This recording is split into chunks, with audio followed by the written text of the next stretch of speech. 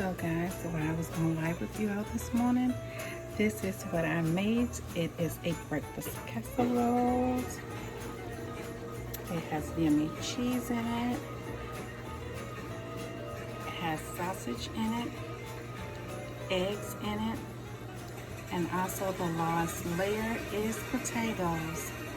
So this is what I made for breakfast, guys. Yep, and cinnamon rolls are on deck.